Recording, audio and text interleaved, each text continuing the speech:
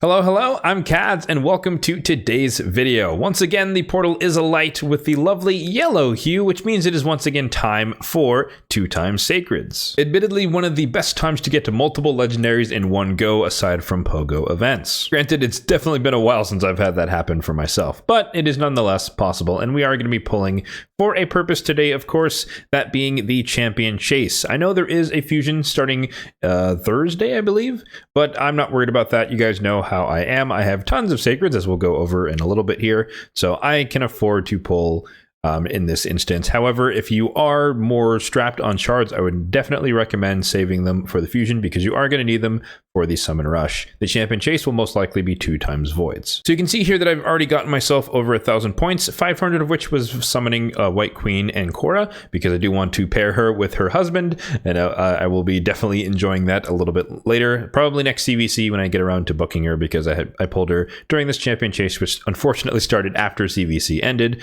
so we're gonna have to wait a couple of weeks before she's online. But White King Narcisse is definitely being built as we speak, but I digress. So we're over 1,000 points, and our target is, as usual, the 3,000 point legendary tome, meaning that we just need to get 2,000 points, i.e. a maximum of 8 Sacreds, worst case. If you're wondering where the other 600 points in the Champ Chase came from, there was obviously a champion training event going on, or maybe it's still going on, but I already finished it, and so that's where mystery shards and getting rares from the campaign is what amounted to the other 600 or so points to get to where I'm at. Popping over to the portal, we can take a look at the current shard count on the account: 586 on the ancients, 188 on the voids, 35 on the primals, and then 56 on the sacreds, which we will be diving into today. And of course, it's worth noting that today is probably the last possible chance to get the Ruiner Nergigante Archer. Archer Queen, as people refer to her as, which is a lot shorter in fairness, but probably going to be the last time if you wanted to get her. I don't really care if she pops out or not. I've already written them off, all of the champions exclusive to the Monster Hunter collaboration. But if she does pop out, then hey, we get to use her, we get to have her. But if she doesn't, then so be it. Not really fussed. 10x is, as we've discussed many times on the channel, it's around like a 5.5% chance that if you get a legendary at all, it is the one featured on the 10x. So the odds are ridiculously small, regardless of whether or not she's in the pool. When it comes to Mercy, we're in a quite unique position where if we get the absolute worst luck, we get 8 epics, have to pull 8 sacreds, then I will still be 6 shards deep into Mercy, which is great to set up for a POGO event. But if we do happen to get a legendary, Mercy is reset and we walk away with the legendary. So it's kind of a win-win in either situation. As always, if you guys want a link to this spreadsheet where you can track your Mercy for yourself, then check out the link in the description box down below. As for who I'm looking to get today, I honestly do expect to get a legendary. Just the odds would suggest that we are going to enter Mercy into sacreds, and then we have the boosted 2x on top of that with the boosted rates for Mercy. So it's quite likely that we do walk away with the legendary. However, there is still always a chance that you get the bad RNG. But if we do get a legendary, then Valkyrie is definitely top of the list, Poison Exploder, and then Bad El Khazar. And then of course we are still looking for more epics for the Lady Mikage fusion. We're still at 4 out of 8. So I would like to get there at some point in the near future because I would like to use her in content, notably hard mode Fire Knight. All right, let's get into the pulls. We've got the space, we've got some cash, and hopefully we get some pretty average luck. Average luck in this case would still be walking away with 1 legendary. Sacred number 1, starting it off with an epic, and it is Crypt Witch. I do think she got a buff fairly recently to her multipliers, but I do think that she's still mostly a single target damage dealer, and there's 3-hitter at random with decreased defense, so not really impressive. I think she hits hard, but you probably aren't going to get the utility out of her that you would probably want. Sacred number 2, another epic with some lag there. Mistress of Hymns, a Sacred Order Reviver who is way worse than like a Godseeker or Neri or anyone else from the Order. Although, granted, Sacred Order has a ton of supports, but I mean, she can be who you need if you're like really strapped for Revivers in Sacred Order, but there are plenty of better options that you can probably hope to get instead.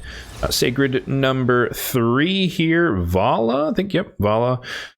One of the champions who honestly does need a buff. She should honestly just be another champion who can place AoE decreased defense and make it 100% chance instead of like 50. It's like a 50-50 coin flip on a 3-turn cooldown. It's just not really worth it. She does have a cool passive where she takes less damage when she has a shield on, so you could put her in bolster, put her in a shield set, and she can just be a really good tank. But I really wish she could come into her own as a debuffer. Next sacred is Allure, which is the single best single target turn meter control champion champion in the entire game. I use her in I've used her in many dungeons over the years and many bosses, including Dark Fae most notably, but really, really well known for the A1. You can basically turn off the A2 and the A3, never really use them. And you honestly don't have to book her. I've not booked mine for years, and I've never really intend to. Next sacred is Magnar, formerly one of the best HP-based nukers in the game, one-upped by, of course, Taurus and like White King Narcisse in the more modern era. Maybe Fatalis Blade Master as well. Next sacred, here we go. Really good nuker, though. I would recommend building him because he is a little bit more tanky than some of the other things we've talked about. Or more tanky than like attack-based champions. Barakan the Fat is going to be one of the best or most accessible ally attack champions. Increased crit rate, increased crit damage, so it powers them up. You don't necessarily have to run them with full crit rate if he's on the team and you're speed tuned in that way. Great for clan boss, great for hard mode Fire Knight, great for a lot of things where you need ally attack. So super solid champion. Well, perhaps I did actually jinx myself. 6 sacreds down, 2 to go. Worst case, unless we get the legendary right here, we're going all the way out to 8. We swapped it around there. Can't even speak. Lanicus the Chosen. So we save 1 sacred from this session. We have to pull 7 instead of 8. Another ally attack champion. Probably not one of the best because she only brings in 3 random allies, which is great for arena. It doesn't really matter. But for PvE content where you have more allies, she's not bringing in all of them. But she does also extend the buff or extend duration of buffs on this ability granted on 4-turn cooldown. Used to be very popular in like Infinity comp, like the highest DPS or highest damage Demon Lord clan boss team in the game. I don't even know what that is anymore after the nerf to Corpulent Cadaver. But increased crit rate, increased attack on all allies, and has a 50% chance when booked, which is really, really weird. One of the few champions who has to book your extra turn chance.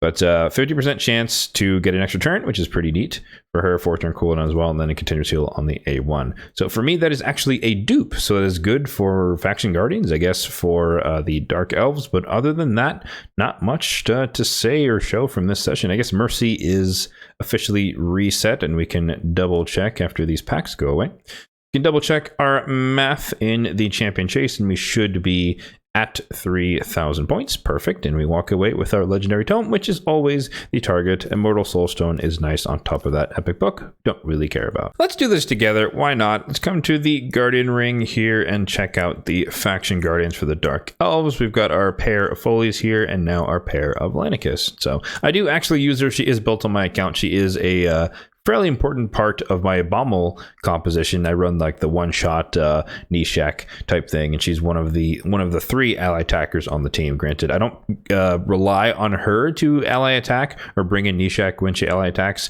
and also it's a 25% chance because I don't have her booked, but I use her primarily for the increased attack just to make sure that Nishak is going or maximizing the damage from his bombs. I can put up a card for that video if you guys want to check that out, my Bommel strategy, which is derived from YST, who's the originator of the Bommel Nishak Bommel one-shot team. But anyways, that's going to do it for today's video. RNG is almost calling my bluff, calling out the 1 legendary that I said I expected to get. So that was a very close call, and we did end up saving 1 sacred relative to the expected return. As always, if you did enjoy the video, then be sure to hit that like button and subscribe to the channel for more content just like this one in the future. Thanks for watching, and have a good one.